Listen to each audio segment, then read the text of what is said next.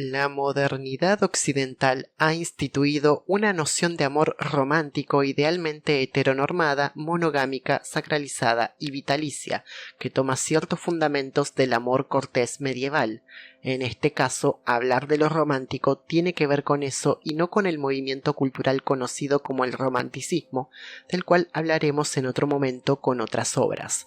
El amor es, como la muerte o el destino, uno de los grandes temas de la literatura universal, una palabra que tiene infinitas definiciones, variaciones y manifestaciones en las distintas culturas humanas, pero que sigue siendo algo inefable, inexplicable, que está más allá de la lengua de los amantes, lo que no impide que exista eso que llamamos literatura romántica, donde lo que importa no es definirlo sino atravesarlo. Lo que importa es lo que se cuenta alrededor de eso que está pasando y que llamamos amor. Y eso es algo que Juliana Ávila, autora de Impuros, entiende perfectamente, porque eso que llamamos amor no es una cosa aislada de lo social, lo histórico y lo cultural. La próxima vez que hagas planes a mis espaldas, no te sorprendas si no aparezco. Esta cita aparece en una escena donde la protagonista advierte a su madre que está cansada de que arme reuniones con la familia de su novio, Tomás, sin ningún tipo de aviso. Impuros no carece de personajes que se empecinan en mantener una actitud decimonónica y patriarcal, a pesar de que la trama se ambienta en una Argentina contemporánea para los lectores del 2023. Sin embargo, la misma cita, fuera del contexto o puesta en diálogo con el momento en el que se publica, puede asumir una dimensión muy sombría en un país donde todo lo que atente contra los derechos y libertades de las mujeres puede pasar de la insinuación a la posibilidad. En este contexto político donde lo represivo aspira a ser norma otra vez, la escritura de Ávila es toda una declaración de principios y un estado de situación. El género romántico está en disputa, y si no lo está, debería estarlo. Podría parecer contraintuitivo que los feminismos intervengan en un espacio de producción donde se han capitalizado como recursos narrativos conceptos tales como el amor eterno o las relaciones heteronormativas monogámicas. Impuros se instala como solución de continuidad dentro de la institución del romance. Se puede ser feminista y romántica, se puede reivindicar formas de erotismo sin recaer en representaciones de dominación masculinizantes. La empresa es ardua y no es suficiente con que se cristalice en el mainstream, condenado a estar siempre 2 pasos atrás de las necesidades de la historia. Los circuitos emergentes también requieren instrumentar estas disputas del sentido de lo romántico. La escritura de esta novela no es una demolición del género. Las aspiraciones y deseos de la protagonista siguen correspondiéndose con la idea tradicional de amor romántico occidental que ciertas vertientes más radicales del pensamiento siguen impugnando. Hay aspectos que requieren discusiones de otro tenor más allá del tratamiento del romance, como la fe en la religión católica o la reaparición de la familia tradicional en el final. 2 ejes que se ponen en tensión a lo largo de la narración y que acaban reformulándose como unidades de sentido posibles si son fundadas desde la base del amor en un sentido honesto o verdadero. La lectura no deja entrever ninguna intención de oponerse a la idea de credo o de hogar, sino que las voces narradoras acaban asumiendo posiciones más conciliatorias. El problema no es Dios, sino sus creyentes, sería una de las inferencias que Impuros postula, por lo que la cualidad transgresiva de la escritura de Ávila no se halla en el contenido, es decir, en la historia de amor que quiere contar, sino en ciertas fisuras perceptibles en el texto. Si tuviese que definir el estilo de Ávila, diría que ensambla una tensa convivencia lingüística entre el placer y la incomodidad como dispositivo regulador del ritmo narrativo. Hay un principio de respiración artificial regido por la pugna entre el eros, Dante, y el tánatos, la familia, donde la extrañeza genera alivio y lo doméstico es inquietante. La energía respiratoria de Eva es, en el principio, un ciclo de desaliento, de reducción del hálito de la vida, adelgazamiento de la vitalidad, aire que se marchita. Perder el aliento cuando Dante está cerca es lo que la devuelve a la vida. Esta paradoja respiratoria es la que articula el ritmo de la narración. Una obra que se narra a dos voces, líneas paralelas que aspiran a la aproximación, al acercamiento, pero que deben sortear barricadas de clase y prejuicio. No es tanto el ejercicio de las libertades individuales lo que se pone en juego, sino la suspensión de la autoridad burguesa sobre el ordenamiento de los cuerpos. No es la primera vez que un romance instrumenta la cuestión de la lucha de clases como trasfondo del drama romántico. Sin embargo, la propuesta de Impuros, en su apasionada discreción, excede el tratamiento convencional de persona pobre se enamora de persona rica. Las preocupaciones que me parecen capitales son las que van expresando los personajes secundarios y que tanto Dante como Eva, ensimismados en sus propios sentimientos, van enunciando como al pasar, pero terminan poniendo de relieve un panorama mucho más opresivo y complejo que el que la culpa de la protagonista nos permite ver.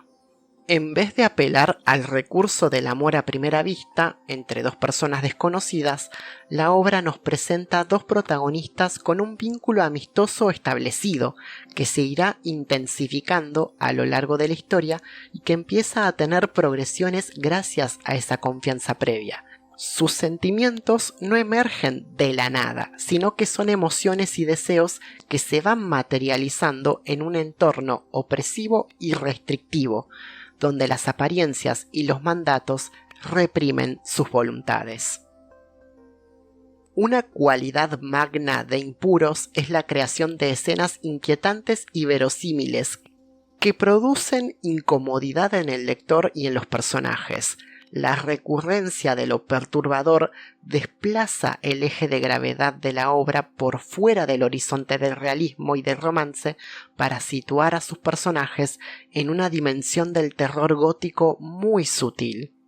Esto se puede apreciar en la forma en la que las voces narradoras describen las casas como sitios inhóspitos, hostiles o incluso vacíos, donde uno no se termina de sentir cómodo ni como invitado ni como habitante, el espacio doméstico como zona de hostilidad, de división y confrontación, topos clásico de la narrativa gótica donde la mansión encantada, que debería oficiar de hogar a la familia moradora, deviene en lugar de lo sobrenatural. En los últimos años, la idea del hogar propio como espacio del terror ha sido capitalizada por una constelación de filmografías. Dentro de esta narrativa romántica que propone Ávila, hay momentos de terror, de degradación, hostigamiento e incluso violencia verbal y física. Debajo de la organización conservadora de las familias católicas hay un lado oculto de esta vida correcta, fundado en la mortificación. Lo maldito está en la propia casa. La ficción doméstica se abre paso desde una interioridad hacia lo exterior. El espacio inicial es el más íntimo e irreductible en la vida de una joven católica. El confesionario, donde empieza todo. La habitación del pánico del devoto que necesita sentirse a salvo del pecado exterior. Pero el monstruo ya está dentro. Un monstruo llamado deseo. El deseo es monstruoso porque no puede ser dicho, es decir, porque no tiene nombre. Sacarlo al exterior significa que nada vuelva a ser como antes, por eso me sigo aferrando a él con toda la fuerza que tengo. Hay relatos de terror en el cine que operan con la misma lógica. Los protagonistas tienen la misma preocupación, que el monstruo no salga de la estructura. Entonces, ¿qué tan peligroso es dejar las puertas abiertas al deseo? El riesgo es la liberación de la mujer. Aun si el deseo de Eva es heteronormado, sigue siendo amenazante para su familia y para la gente de su clase. El riesgo es que el deseo se vuelva amor, y el amor se vuelva proyecto, un proyecto feminista. En este punto, quiero retomar la cita con la que iniciamos este trabajo crítico. La próxima vez que hagas planes a mis espaldas, no te sorprendas si no aparezco. La significación primaria de una advertencia adquiere los matices de una premonición. Una sociedad que persiste en mantener una estructura patriarcal está condenada a martirizar y sacrificar a sus hijas. Hay una denuncia en la posibilidad de que el orden conservador se restablezca para continuar con la maldición que los feminismos intentan suspender. También se lo puede interpretar como un aviso metanarrativo al lector, que no te sorprenda que la voz o la presencia de Eva vaya desapareciendo si seguimos compartiendo los valores familiares de los Maidana, portadores de un apellido de prestigio y, entre comillas, defensores de las buenas costumbres. Lo que la novela hace en una sola oración es señalar que el patriarcado no caerá mientras exista una clase que lo sustente. Impuros se mantiene en el molde, entre comillas, con una narración romántica convencional que no se desvía del objetivo de contar una historia de amor. De hecho, la palabra feminismo no aparece, ni necesita aparecer, porque eso que no se nombra está presente, por ejemplo, en Marta y su propia historia velada de amor, en Aixa y su relación cordial con Dante, y en el personaje de Mercedes o Mecha hacia el final de la novela, que ejerce su profesión a gusto. En vez de proponer una escritura abiertamente ideologizada, la autora va deslizando personajes con una alta carga volitiva que hacen uso de sus propias libertades civiles y afectivas, lo que a Dante y Eva les parece natural. Recuperando las palabras de la crítica literaria argentina Josefina Ludmer en su texto Las tretas del débil, la treta, otra típica táctica del débil, consiste en que, desde el lugar asignado y aceptado, se cambia no solo el sentido de ese lugar, sino el sentido mismo de lo que se instaura en él, como si una madre o ama de casa dijera: acepto mi lugar, pero hago política o ciencia en tanto madre o ama de casa. En pocas palabras, si Impuros fuese antipatriarcal, antinormativo o antirromántico, terminaría revelando sus propias tretas y la novela no funcionaría de la misma forma. La escritura está pensada para orientarse a un público acostumbrado a ciertas formas de romance. En ese sentido, Ávila se sitúa en el lugar de la tradición a través de las voces de Eva y Dante para criticar el género desde adentro. Quiero agregar a este análisis unas palabras de la crítica norteamericana Nancy Armstrong en su libro Deseo y ficción doméstica, una historia política de la novela. La ficción doméstica desplegó las operaciones del deseo humano como si fueran independientes de la historia política, y esto ayudó a crear la ilusión de que el deseo era completamente subjetivo y por lo tanto esencialmente distinto de las formas políticamente codificables de comportamiento a las que dio lugar. En realidad, lo que defiendo es que los acontecimientos políticos no se pueden entender separados de la historia de las mujeres, de la historia de la literatura de las mujeres o de las representaciones cambiantes del hogar. Con las palabras de Armstrong en mente, podemos proponer una lectura renovada de Impuros, donde lo que se pone en juego no son los sentimientos entre Eva y Dante, sino la imposición de un orden teocrático cristiano que instituye una serie de biopolíticas en torno al cuerpo de la mujer. La novela de Ávila podría ser perfectamente un prólogo a El cuento de la criada de Atwood, porque nos exhibe un conjunto de presupuestos normalizados por un sector social pudiente que amenazan de forma constante con volverse mandatos. ¿Quiénes son los impuros de la obra si los protagonistas de la historia, Eva y Dante, son en principio identitariamente hegemónicos? Hay una pregunta más iluminadora. ¿Cuál es el discurso que determina la pureza de todo y dónde se la localiza?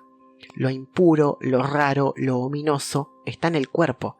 Como pregunta Judith Butler, si el género es una construcción, ¿debe haber un yo o un nosotros que lleven a cabo o realicen esa construcción?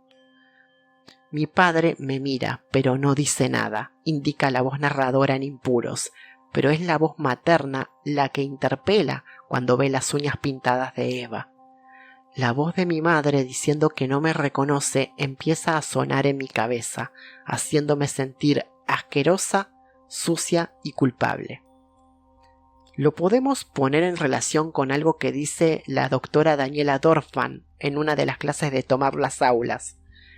En Althusser, la función de la ideología es constituir individuos en sujetos, o sea, llamar, interpelar individuos para que se sometan y sometiéndose se subjetiven. Y agrega, la interpelación siempre alcanza a la persona buscada. Interpelar para someter, someter para alienar, alienar para mantener el orden de clase. El propio título, impuros, denota una significación eugenésica. Dentro de la ideología burguesa, la pureza no es solo una cuestión de poder adquisitivo, sino también una cuestión conductual, cultural y hasta biológica. También es la pureza de una hoja en blanco, cuya blancura no debe tener ningún trazo de pasado para permitir que se escriba una historia prístina de unión familiar y prosperidad económica. Lo que el personaje de Marta pone en tensión. Es una mujer con un pasado deplorable para las élites que jamás terminará de encajar en esos círculos exclusivos patriarcales. Para pertenecer a la clase, el sujeto tiene que abolir su propia historia, negarla como se niegan los sentimientos, negarla como se niega la propia subjetividad, negar el pasado, es decir, ser negacionista. La clase dominante nunca se presenta como tal, sino como gente de bien, como la norma, lo limpio, lo desinfectado, lo impoluto, lo puro, portadores de pureza moral, pero a su vez, aunque lo nieguen, de pureza biológica. Me los imagino blanquitos y rubios, porque los dos, Eva y Tomás, son así, aunque ojalá hereden el pelo lacio de nuestra familia, dice Lilia hablando de hipotéticos nietos. Es ahí donde el erotismo adquiere en impuros una significación renovada, porque es en la suciedad, entre comillas, donde Eva se santifica, es decir, donde se separa del espacio que la somete. Dos hitos fundamentales de la tradición cristiana sitúan el cuerpo de la mujer en el centro: la caída de Eva y la concepción de María. Adán y Eva conocieron que estaban desnudos, según Génesis 3:7, y cubrieron su desnudez. Reconocieron en el otro la diferencia por el consumo del fruto prohibido, pero a pesar de que el capítulo lleva por nombre Desobediencia del hombre, fue Eva quien tomó la decisión de dar de comer a Adán. Fue ella la proveedora del saber. ¿Fueron expulsados del Edén o fueron liberados del paraíso a la suerte de su propia conciencia? Situación simétrica con Dante y Eva, que en la atracción mutua de los cuerpos tienen sus mayores momentos de goce y de liberación. En cuanto a María, por más inmaculada que sea la concepción, su cuerpo es protagonista de una fase de inseminación, nacida del amor más puro y el goce existencial más profundo. María fue tocada por el cielo, y el cielo sintió su amor. María Eva lleva inscripto en el nombre, entonces, su futuro, su destino de desgraciada. María, en tanto portadora del amor supremo, debe mantenerlo en secreto, incluso a riesgo de separarse de su amado. Mateo 1:19. Su condición de exiliada, relacionada con Eva, expulsada del orden edénico de su clase social. Otro nombre marginal es el de Dante, como el del poeta expulsado de una Italia segmentada por dos facciones y a la vez devenido peregrino en el infierno.